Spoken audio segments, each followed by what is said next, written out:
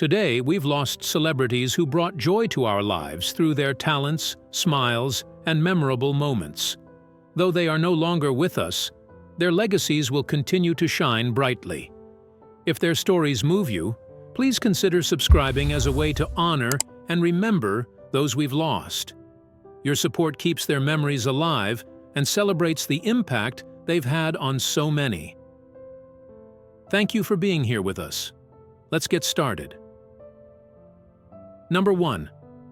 Paul Harrell, a beloved YouTuber and firearms expert, passed away at the age of 58 after a brave battle with pancreatic cancer. Harrell was known for his YouTube channel, which had over 1.1 million subscribers, where he provided insightful content on gun safety and self-defense. His down-to-earth teaching style and deep knowledge made him a trusted figure in the firearm community. Born in birthplace, Paul Harrell's passion for firearms and gun rights activism began early in life. He gained recognition through his hands-on approach to educating people on gun safety, ballistics, and responsible ownership. His channel was an invaluable resource for both novices and experts alike. In July 2023, Paul shared with his followers that he had been diagnosed with stage 2 pancreatic cancer. Despite catching it early, the disease spread quickly, affecting his bones and mobility. In his final video, recorded on December 20, 2023, and titled "I'm Dead," Paul confirmed his passing with a message to his followers, filmed from a forest, where he often shot his content.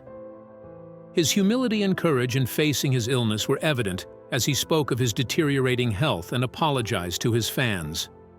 Tributes have flooded social media, with one fan writing, "Paul's knowledge, humor, and wisdom will be deeply missed. He was a giant in our community and a mentor to many." Paul Harrell leaves behind a legacy of education, safety, and an unmatched passion for firearms. He will be greatly missed. Number 2. Maria Benitez, a famous dancer, choreographer, and director known for her work in Spanish dance and flamenco, passed away at 82 years old. Born in the early 1940s, Maria combined her diverse background, Chippewa, Algonquian, Oneida, Iroquois, and Puerto Rican roots, into her art. She trained in ballet in the U.S. and later went to Spain to study with top teachers like Mercedes, Albano, and Victoria Eugenia in Madrid. Maria performed across Spain, North Africa, Portugal, and South America, even appearing on Spanish TV. After returning to the U.S., she and her husband, Cecilio, started Teatro Flamenco in 1972, a group that brought flamenco to audiences around the world. Maria also worked in opera, where she performed and choreographed for top companies. She worked with the Metropolitan Opera in New York, choreographing famous productions like Carmen, La Forza del Destino, and La Traviata. Her version of Carmen was shown on PBS's Great Performances in 1997, making her a standout in the world of dance. In 1970, Maria and Cecilio founded the Institute for Spanish Arts in Santa Fe, New Mexico. This nonprofit organization worked to keep Spanish music, dance, and art alive for future generations. Maria's death is a big loss to the world of dance, but her work and passion will live on. As one fan put it, Maria Benitez didn't just dance flamenco, she embodied it. Number 3. Wayne Leon Graham, a renowned baseball coach, passed away at the age of 88. Born on April 6, 1936 in Yoakum, Texas, Graham made a lasting impact on the sport. He is best known for leading the Rice Owls to their first College World Series championship in 2003 and winning 5 NJCAA World Series titles as head coach of San Jacinto College. Graham's baseball journey began at Reagan High School in Houston and continued at the University of Texas. After signing with the Philadelphia Phillies in 1957, he played professional baseball for 11 years, including brief stints with the Phillies and New York Mets. In 1981, Graham started coaching at San Jacinto College, turning it into a powerhouse with 5 national titles. When he joined Rice University in 1992, he transformed their baseball program into a top contender, making 23 consecutive NCAA tournament appearances and winning 20 straight conference championships. His leadership was crucial in building Rice's stadium, Reckling Park, and developing MLB stars like Lance Berkman. Wayne Graham's legacy is marked by his exceptional coaching and the success of his players. Number 4. Charlie Lane Johnson, an American football star and professor, died at the age of 85. Born on November 22, 1938, in Big Spring, Texas, Johnson had an impressive career in both sports and education. In college, Johnson played football at New Mexico State University. He was a standout quarterback, becoming the only player to win the Most Valuable Player award at the Sun Bowl in consecutive years, 1959 and 1960. He was so good that his jersey number, 33, was retired by the university. Johnson's professional football career lasted 15 years. He played for the Saints, Louis Cardinals, Houston Oilers, and Denver Broncos. He made it to the Pro Bowl in 1963 and led the league in various stats like completions and yards per attempt. One of his notable achievements was a 90-yard touchdown pass for the Broncos, a record that still stands. Besides football, Johnson excelled academically. He earned a perfect GPA in chemical engineering from New Mexico State, then completed master's and doctoral degrees at Washington University in St. Louis. He served in the U.S. Army Reserve and worked with NASA. After his football career, Johnson worked as an engineering consultant and later became the head of the chemical engineering department at New Mexico State. Charlie Johnson's contributions to both football and education have left a lasting mark. He passed away on September 3, 2024, but his legacy in both fields will not be forgotten. Number 5. Bernie Mireault, a talented Canadian comic artist and colorist, died at age 63. Born in Marville, France, he moved to Rawdon, Quebec, with his family in 1963. Mireault was active in the Montreal underground comic scene, contributing to local zines and publications.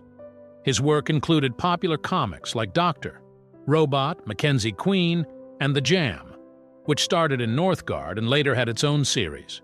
He also worked with Matt Wagner on Grendel and with Mike Allred on Madman Jam.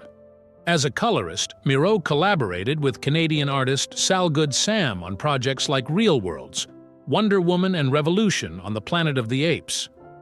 He was also part of a band called Bug-Eyed Monster.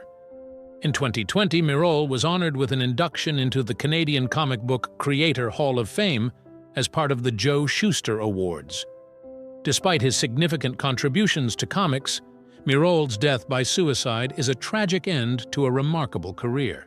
His unique style and storytelling made a lasting impact on the comic book world. Number 6. Selva Alemán, a beloved Argentine actress, died at the age of 80 this Tuesday. Her death has deeply saddened the artistic community. Alemán's impressive career included work in theater, cinema, and television. Carlos Rothenberg, a theater producer, confirmed her passing through the Multiteatro Comefy's official account, sharing his sorrow. Born Selva Carmen Giorno in Buenos Aires, Alemán began her TV career in 1958 with The Decree. Her last film role was in Objects, released last year, showing her enduring love for acting. Alemán's relationship with Arturo Puig was well known. They shared a life and career together, becoming a respected and admired couple in the Argentine art scene. Alemán often called Puig the love of her life, and their partnership was a model of mutual respect and affection. Throughout her career, Alemán received many awards, including 3 Martín Fierro Awards, a Platinum Conex as the Best Television Actress of the Decade, and the As de Oro for her roles in drama and comedy. One of her most notable roles was as Gracia in the series Malparida, which earned her a Martín Fierro for Best Leading Actress in 2011. Selva Alemán's impact on Argentine culture and her legacy of excellence will be remembered with great fondness. Number 7. Matheus Pavlak, a promising young bodybuilder from Brazil, has sadly passed away at the age of 19.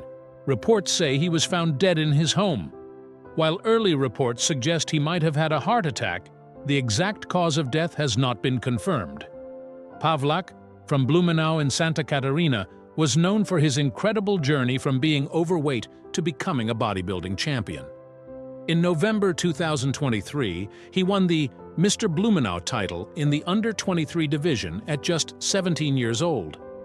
His rise in the bodybuilding world was well recognized in Brazil, though he did not compete in the National Physique Committee. Lucas Chagatti, Pawlak's former coach, shared heartfelt memories of him. Chagatti said, "Pawlak had a bright future as an athlete." He also recalled how Pawlak eventually beat him in a competition, a promise Chagatti had made to his student. The bodybuilding community has been deeply affected by this loss, especially with other recent tragic events like the death of Brazilian competitor Daniela Schultz in 2000, a plane crash on August 9, 2024. The date and details for Pawlak's funeral have not been announced yet, and many are grieving the loss of such a talented young athlete. Number 8. David Rose, a respected figure in English football, died at the age of 81. Rose's career was closely linked with Ipswich Town FC. He started working at the club at just 15 years old under manager Alf Ramsey. By 1958, he became the club secretary and held this position until he retired in 2003. Rose was honored as an honorary vice president of Ipswich Town FC in 2006. He also received the UEFA Order of Merit in 2004 for his outstanding contributions to football. Rose served on the board of the Suffolk County Football Association until 2015 and was involved in several commissions for the Football Association. In March 2017, he was inducted into the Ipswich Town FC Hall of Fame, alongside former players Chris Kiwomya and Steve McCall, for his exceptional service to the club.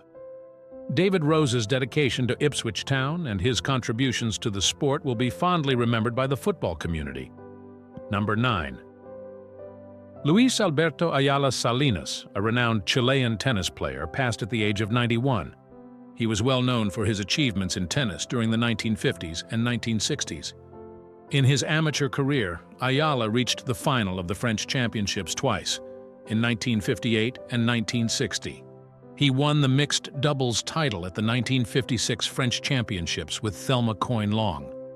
At the 1959 Pan American Games, he won a gold medal in singles. He also claimed the Italian Open title in 1959 and the Argentina International Tennis Championships in 1960. Ayala turned professional in 1961 and joined Jack Kramer's tour. In 1964, he won the La Bolle Professional Championships. After retiring from professional play, he worked as a tennis professional and later as the director of tennis at the Forest Club in Houston. He represented Chile in the Davis Cup from 1952 to 1960, earning a record of 37 wins and 14 losses. Ayala was consistently ranked among the top 10 players in the world, reaching his highest ranking of number 5 in 1958. Luis Ayala's contributions to tennis and his impressive achievements have left a lasting impact on the sport. As we reflect on these remarkable lives, we honor the impact each of these individuals made. Today, we remembered Paul Harrell, Maria Benitez, Wayne Graham, Charlie Johnson, Bernie Mirot, Selva Aleman, Mateusz Pawlak, David Rose, and Luis Alberto. Thanks for watching. Please like, share, and subscribe. See you next time.